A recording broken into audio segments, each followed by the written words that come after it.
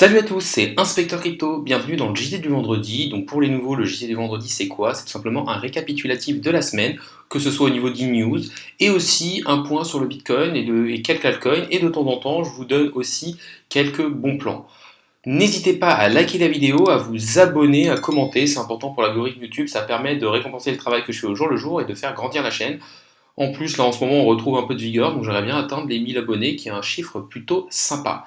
Dans la vidéo d'aujourd'hui, nous allons donc parler des news de la semaine, nous allons faire une analyse du Bitcoin. Dans les news de la semaine, on va parler pas mal du Shiba Inu, qui a une grosse communauté, qui a lancé le Shiba Swap. On va parler aussi de la KuCoin Chain, du coup, qui a été lancée, qui peut être un truc intéressant, plus pas mal d'autres news, et donc une analyse du BTC.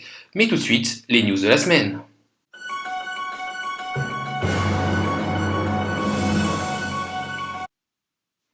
Concernant les news de la semaine, elles sont principalement sur CryptoTos. Donc la première news, c'est une news du 6 juillet 2021, c'est la Chine qui intensifie sa répression des crypto-monnaies et provoque une chute du cours du Bitcoin. Donc voilà, on le sait, depuis à peu près un mois ou deux, la Chine, clairement, est en train de mettre beaucoup de restrictions au niveau des crypto-monnaies. On a vu qu'ils incitaient pas mal de personnes qui minaient du Bitcoin à débrancher. Donc il y a eu une exode d'énormément de personnes qui minaient du Bitcoin et je pense que ça, c'est dans le but de clairement dégager le Bitcoin de Chine pour que leur crypto-monnaie, le yuan numérique, n'ait pas vraiment d'adversaire. Deuxième news de la semaine, du coup, qui est aussi datée de juillet, c'est l'économie d'Axie Infinity et ses NFT connaissent une forte croissance. En fait, Axie Infinity, c'est un jeu du type un peu Pokémon Go, où en fait, vous devez payer quelques, je crois que de base c'était 200 $ et maintenant on est plus vers 1000-1500 $ pour avoir trois espèces de petits monstres du type Pokémon et après vous pouvez évoluer dans le jeu comme ça. Et c'est un jeu du coup qui est basé sur la blockchain et sur les NFT et qui a littéralement explosé ces dernières semaines, passant je crois d'à peu près 5 $ à 17 $. On voit vraiment une énorme explosion de Infinity avec un monstre de Axie Infinity qui a été vendu je crois pour quasiment 1 million de $. Donc on voit vraiment que c'est l'explosion et on est en train de voir de manière que on peut le voir aussi avec Chilish que c'est actuellement dans le gaming et les NFT qui c'est en train d'exploser et aussi un peu dans la défi. Une nouvelle plutôt négative, c'est Binance qui suspend temporairement les dépôts par virement bancaire SEPA au niveau européen. Donc on sait qu'ils ont eu des problèmes, en tout cas au niveau de la régulation avec l'Angleterre premièrement. Et donc voilà, là clairement, ça montre que clairement les pays européens pour l'instant sont pas prêts à laisser totalement la crypto-monnaie arriver de manière mainstream dans l'économie. Donc là voilà, elle commence à essayer d'un peu réglementer un maximum. Et donc voilà, du coup, Binance qui a l'obligation de ne plus, enfin vous ne pouvez plus envoyer d'argent sur Binance. Par contre, vous pouvez toujours retirer votre argent de Binance.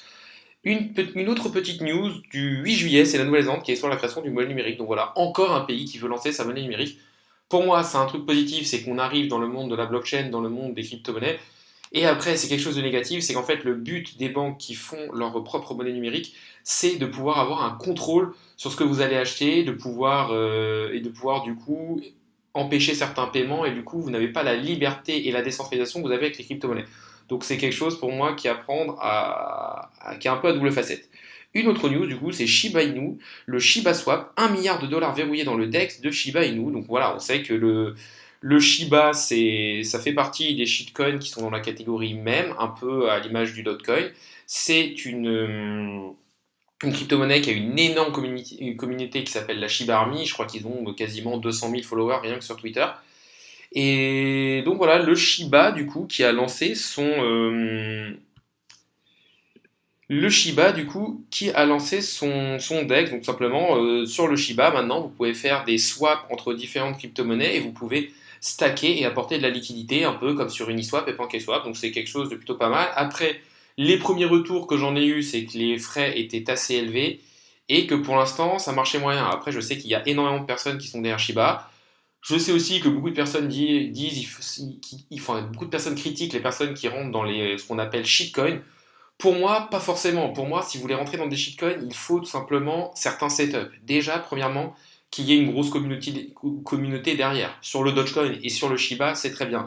Et aussi, être dans une bonne situation graphique.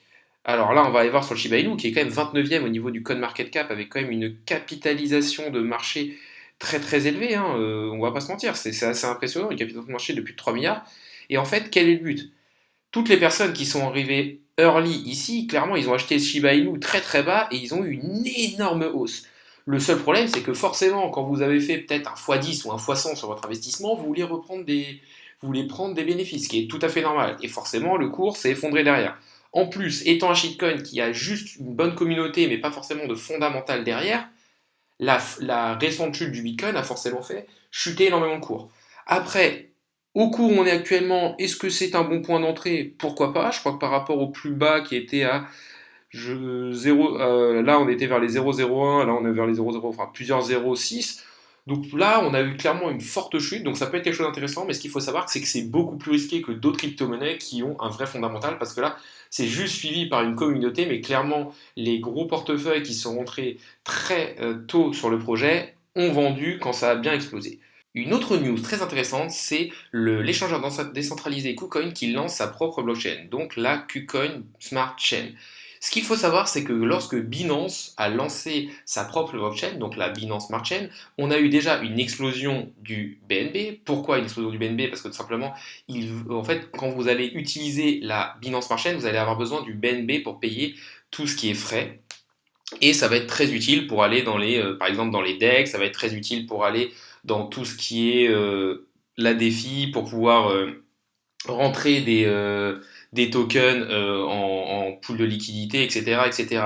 Et là, en fait, dans la KuCoin Smart Chain, du coup, le KuCoin sera extrêmement utile pour faire toutes les transactions.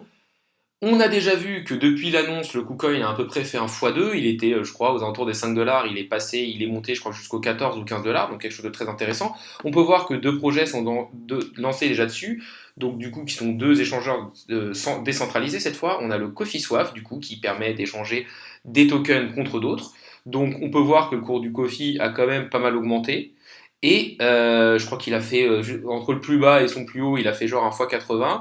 Et le deuxième, du coup, c'est l'échangeur décentralisé QSwap sur lequel vous pouvez mettre de la liquidité, etc., etc. Donc pour aller dessus, vous devrez clairement vous connecter avec votre adresse MetaMask ou en tout cas un portefeuille externe. Vu que c'est des échangeurs décentralisés, vous ne rentrez pas de compte et de KYC dessus, c'est juste vous avez un portefeuille de type MetaMask ou Trust Wallet, vous le connectez dessus, vous configurez du coup la KuCoin Smart Chain et dans ce cas-là, vous pourrez faire des échanges. Donc ça peut être intéressant d'être early et surtout de regarder les futurs projets qui vont rentrer dessus.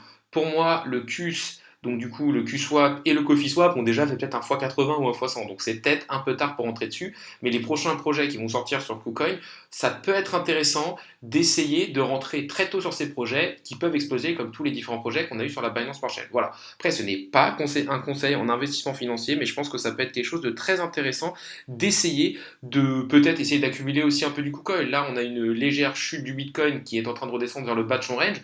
Du coup, le KuCoin est passé d'à peu près 15 dollars à 10 dollars. Avoir un peu de KuCoin, ça peut être intéressant parce que pour moi, avec la KuCoin Smart Chain, ça peut faire peut-être un peu comme un BNB, c'est-à-dire passer de 5 dollars à 600 dollars. Ce sera peut-être pas aussi élevé parce que Binance est le leader, mais en tout cas, KuCoin a de la place pour pousser. Alors, ils sont assez loin au niveau encore du classement. Je crois qu'ils sont au-delà de la 50e place au niveau du classement CoinMarketCap. Donc, clairement, ça peut être un bon plan. On va maintenant passer sur une analyse du Bitcoin. Donc, que dire? Nous sommes toujours dans le range entre les fameux 30 000 et 42 000 dollars. Et voilà, on voit que pour l'instant, depuis plusieurs semaines, on a un peu de mal au niveau à peu près à passer les 35 000 dollars. Depuis le 20 juin, on a du mal à passer les 35 000 dollars. On voit qu'on descend, on revient dessus, on vient taper dessus. Donc, on a une espèce de ligne de résistance qu'on pourrait mettre ici au niveau des 35 000, entre 35 et 36 000 dollars. On voit clairement que c'est une ligne de résistance assez importante pour le cours qui a vraiment du mal à venir passer. Là, on est actuellement à 32 851 dollars au moment où je tourne la vidéo, donc on voit que clairement on est en train peut-être d'aller rechercher le bas de ce range. Voilà, on est en train de faire un mini range dans le range, en dessous des 35-36 000 dollars. Si on arrive vraiment à revenir répéter ces 36 000 dollars, je pense qu'on peut aller rechercher le haut du range. Au niveau du RSI, que dire? On peut voir que, en tout cas en daily, moi je ne vois pas forcément de divergence. On voit que le cours est en légère descente là, qui est en légère descente là. Au niveau du MACD, on voit qu'on est en train de cross bearish, cross bullish. Là, on est toujours en cross bullish, mais bon, pas grand chose à dire. On va essayer de passer sur une plus petite unité de temps, peut-être en 4 heures, pour voir ce qui se passe. Donc en 4 heures, on voit vraiment encore que ce range est très bien matérialisé entre les 36 000 et les allez, 31 000 dollars, si on va voir l'excès là. On voit qu'on vient chercher le bas, le bas, le haut, etc. etc. Clairement, on voit que là, on a une petite période baissière avec la session asiatique qui a pas mal fait baisser le cours. On voit qu'on est en train légèrement de se reprendre. Pas de divergence non plus sur le 4 heures. On voit que là, le RSI descend, là, ça descend. Là, on voit qu'on a à ce niveau-là, non, clairement, pas de divergence au niveau des RSI qui pourrait nous dire qu'on va avoir en tout cas en 4 heures une reprise haussière. Si on va voir la Bitcoin dominance, on voit que la Bitcoin dominance est en train de se reprendre. Voilà, c'est un peu toujours pareil, hein.